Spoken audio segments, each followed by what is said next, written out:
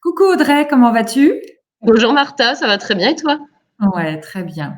Alors Audrey, merci d'avoir participé à la visio.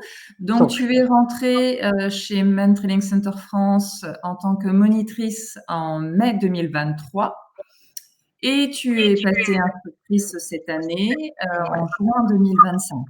Ouais. Je te laisse te présenter et surtout où est-ce que tu es située en Ouais. France? Donc je m'appelle Audrey Schmitz, je propose du man-trailing. Alors mes élèves sont situés principalement sur l'ouest parisien. Voilà, le 92 et les Yvelines, autour de Versailles et voilà, donc D'accord. assez proche de Paris. Et mes cours ont lieu dans le 78. Mmh. Tout simplement parce que la région parisienne est extrêmement, polluée et fréquentée et que pour rendre les choses plus faciles pour les chiens, les apprentissages plus faciles, je m'éloigne un petit peu de Paris. Ouais. Donc tu pistes en fait dans la zone de Rambouillet, dans ce secteur-là. OK. Qu'est-ce qui t'a motivé à proposer du man-training à tes clients? Alors, j'ai depuis l'adoption de ma chienne, il y a 8 ans maintenant, j'ai toujours eu envie de lui proposer, en tout cas à elle, des activités olfactives. Hem Et voilà, quand j'ai eu Cybèle, j'avais une vie très parisienne, pas de voiture, donc tout ça s'est un petit peu repoussé. Et bah, c'est Maëlys, qui s'est formée chez toi il y a, 2022, je crois, qui a invité des collègues pour son premier cours en tant que monitrice. Et j'étais donc invitée à ce premier cours de Maëlys et ça a été une révélation. Voilà. Et je crois que j'ai fait ce cours et que l'après-midi même ou le lendemain, je t'envoyais un mail pour m'inscrire à la formation avec toi. Voilà, ça a été, j'avais juste envie d'en savoir beaucoup plus sur cette activité. OK, super. Quand tu parles de ta chienne, tu parles de Cybèle, donc c'est pas le chien qu'on voit sur, la photo en dessous Non, de non, alors j'ai commencé avec Cybèle, voilà, le man-trailing. Cybèle est une chienne, malgré la race malinoise, qui n'est pas une force de travail, on va dire. ouais, Elle mais quand ça devient trop difficile, enfin voilà, j'ai vu assez rapidement et tu m'as fait remarquer également que voilà, c'est pas une chienne avec qui j'irai très loin, je pourrais progresser très loin. Du coup, j'ai bah, débourré Oliver, donc mon border collie, mmh. à 7 ans maintenant. Voilà, et Oliver travaille beaucoup mieux que sa grande sœur et je suis ravie de partager ça avec lui. OK. Donc tu en pratiques aujourd'hui, donc tu as commencé avec ta grande malinoise Oui, grande. et maintenant donc, tu en pratiques avec, Oliver, ton border Avec collie? Oliver, ouais. Cybèle fait quelques pistes, très fun en forêt, voilà, juste pour qu'elle s'amuse parce qu'elle aime ça finalement, mais les formations, les cours et ma progression, c'est vraiment avec Oliver. D'accord, et comment ça se passe, ton pistage avec Oliver?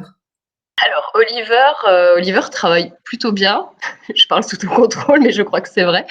Voilà, on a connu pas mal de difficultés sur les départs qui est un petit peu compliqué pour lui.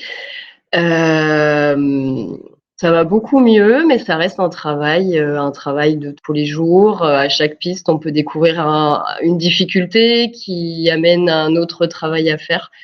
Et voilà, c'est ce qui est génial dans cette activité, c'est qu'il y a toujours des choses à apprendre, des choses à découvrir, des choses à travailler. Et c'est assez génial parce que c'est infini, les possibilités sont infinies.